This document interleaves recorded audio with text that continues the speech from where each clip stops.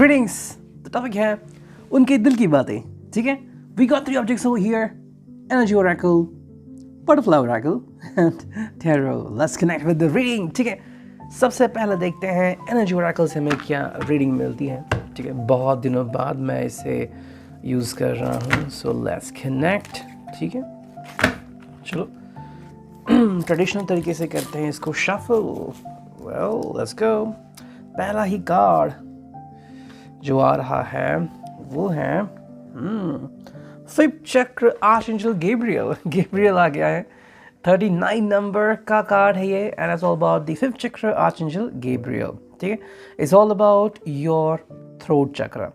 ठीक है, इसे हम थ्रोट चक्र कहते हैं, मतलब कि आवाज़ and most importantly feelings, connections and बहुत सारी बातें। ठीक है, कहीं ना कहीं ये पर्सन जो है वो थोड़ा सा फियर में भी हो सकता है। मतलब अगर उसका जो फिफ्थ चक्र है यानी कि जो थ्रोट चक्र है वो अगर हील नहीं हुआ है तो दिल की बात कहने से डरना या फिर बार बार खुद से ही सवाल पूछते रहना एंड सस्पिशियस तरीके से बिहेव करना, ऐसा शायद होता होगा। अगर उनका फिफ्थ चक्र एक्टिवेटेड है एंड बहुत अच्छा काम कर रहा है तो मे बी एक ऐसे जगह पे काम कर रहे हैं जहाँ पे इनकी आवाज़ को प्रायोरिटी है। ठीक है, ऐसा कोई भी फील हो सकता है एंड आपको इनकी आवाज़ बहुत अच्छी लगती है। उन्होंने अगर आपको पुकारा नहीं उस स्पेसिफिक नाम से तो आपको सुना सुना सा लगता है। ठीक है, देन यू कैन अंडरस्टैंड कि इनका फिफ्थ चक्र जो है वो एक्टिवेटेड है।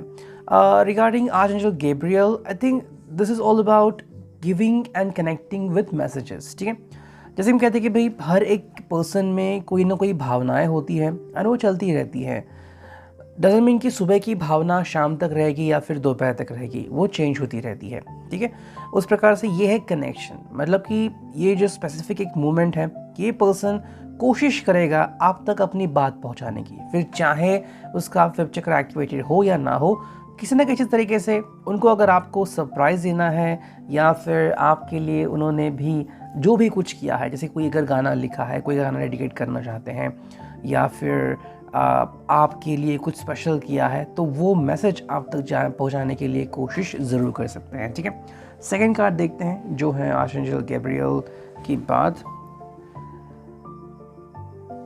यस, ये लग रहा है हमें and that's all about it. ठीक है, this is all about healer of the ages. Okay, number 51 आ गया है and somewhere can connect with this right now with this card, healer of the ages. ठीक है, अब ये 51 नंबर का कार्ड आ गया है। What about the healer of the ages? कहीं ना कहीं हीलिंग प्रोसेस जो है वो वर्क होनी चाहिए। ठीक है, हीलिंग का मतलब क्या है कि इंसान अगर खुद को हील नहीं कर पाया तो वो अपने पर्सन को और अपने रिश्ते को हील नहीं कर सकता। ये बात हमें यहाँ पे समझ में आ रही है।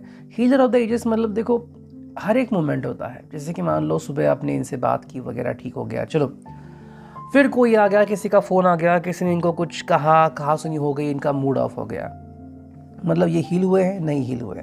उतने में अगर आपका फ़ोन आता है तो हाँ 80% मुस्कुरा सकते हैं, लेकिन 20% जो है मन में तो ये उतार चढ़ाव रहेगा।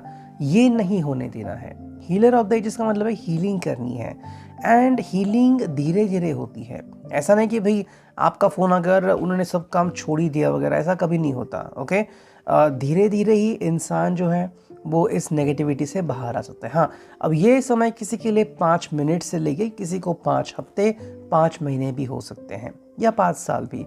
अगर बहुत गहरा दर्द है तो इसको निकालने के लिए आपकी ज़रूरत तो है और धीरे धीरे से, और बिकॉज आप ही वो दर्द निकाल सकते हो। ठीक है, एंड इसलिए कार्ड आ गया हीलर ऑफ द एजेस। तो अब दोनों मिलके इनकी ज़िंदगी में बहुत कमाल के फीचर्स कर सकते हो, बहुत कमाल की चीज़ें कर सकते हो। ठीक है, हमने आज बस 2 ही कार्ड देखे हैं फ्रॉम दी एनर्जी ओरेकल, और अब देखते हैं बटरफ्लाई ओरेकल से हमें क्या रीडिंग मिलती है। चलो करते हैं कार्ड्स की शफलिंग।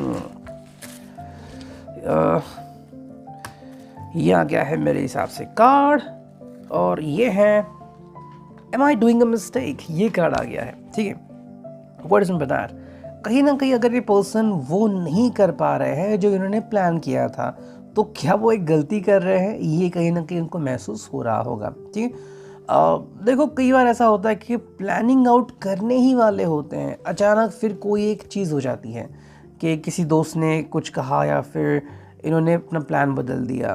ओके, तो फिर ऐसी कुछ चीज़ें आती है जैसे कि मान लो उनका कोई प्लान आपके साथ बना हुआ था एंड आप दोनों ने कहा कि चलो ठीक है वो करते, लेकिन अचानक उन्होंने अपना प्लान बदल दिया कि यहाँ नहीं वहाँ जाते हैं, ट्रैफिक लगा, ये हुआ वो हुआ, और फिर कहा कि कहीं मैंने गलती तो नहीं की। ये वो वाला कार्ड है, ठीक है। सेकंड जो कार्ड हमें दिख रहा है यहाँ पे वो है you look beautiful in red, ठीक है। दिस इज रिगार्डिंग गिफ्ट्स, तो शायद आपको कोई गिफ्ट भी दे सकते हैं, ठीक है। सो gate prepared for a gift, okay. And most importantly ये पर्सन आपको, मतलब जो भी आप दोनों का फेवरेट कलर है, मोस्टली आपको उस कलर के आउटफिट में देखना चाहता है, ठीक है। Sunday, so the person want to be with you very specific, and अगर आप मिल नहीं सकते किसी भी वजह से तो एटलीस्ट वो आपके भी पिक्स दिखना चाहते हैं। अगर आप रेगुलरली इंस्टा पे पोस्ट करते हो या फिर कहीं और पोस्ट करते हो, रील्स बनाते हो, शॉर्ट वीडियोस बनाते हो, तो person want to be with you, ठीक है। आप दोनों की जो केमिस्ट्री है वो एक अलग ही लेवल पे है and this person want to feel it from the bottom of their heart, ठीक है। यही बात है कि वो आपको बहुत ज़्यादा चाहते हैं, लेकिन आप तक ये बात कैसे पहुंचाएंगे वो उनके ऊपर डिपेंड होती है। रेड कलर है, it's all about passion, understanding, enthusiasm, ठीक है। तो मे भी ये पर्सन बहुत एक्साइट होता है एंड एक्साइटमेंट में ये पर्सन बहुत जल्दबाजी भी कर सकता है, या फिर गाड़ी तेज़ भगाना, ऐसी कुछ चीज़ें हो सकती है। So just to know about it, ठीक है। एक तीसरा हम कार्ड देखते हैं। यस, आ गया तीसरा card and this is all about it, जो कि है आई वॉन्ट यू। यस, ये एक कार्ड है। आई वॉन्ट यू का मतलब है कि देखो ये पर्सन जो है वो आपका साथ पाना चाहता है और आपके साथ आगे बढ़ना चाहता है, जो कि बहुत ही अच्छी बात है।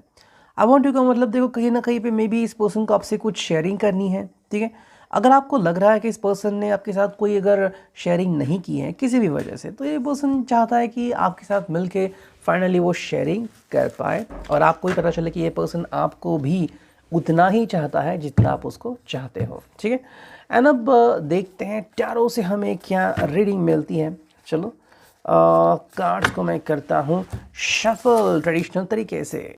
सो लेट्स पिक द कार्ड, देखते हैं क्या आता है। कार्ड चुनते हैं एक, यस, ये आ गया है card and this is all about release, okay. Death का कार्ड आ गया है at the first. What is mean by that, ठीक है।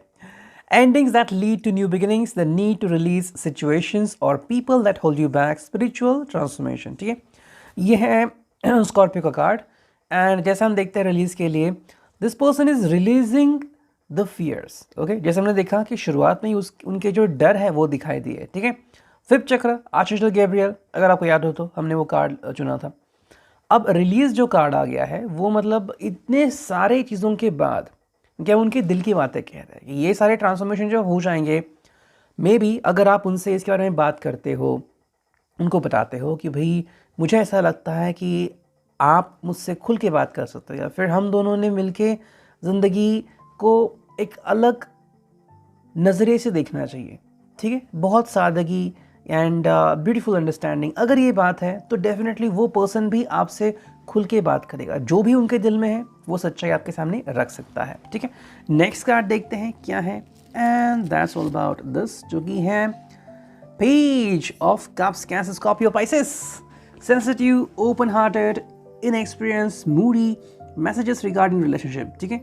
जैसा कि ये एक कार्ड आ गया है, कहीं ना कहीं जो वो आपके साथ साझा करना चाहते हैं वो आपको बता सकते हैं। सिमिलरली आप भी उनको जो आपको लग रहा है उनसे कल बात कर सकते हो, मतलब कि ये जो दिन है, okay. Now why is that so, because it is very important. देखो बात ये है कि आपको और इनको दोनों को अंडरस्टैंडिंग तो है, लेकिन कहीं ना कहीं एक्सप्रेशन में कमी हो रही है, ठीक है।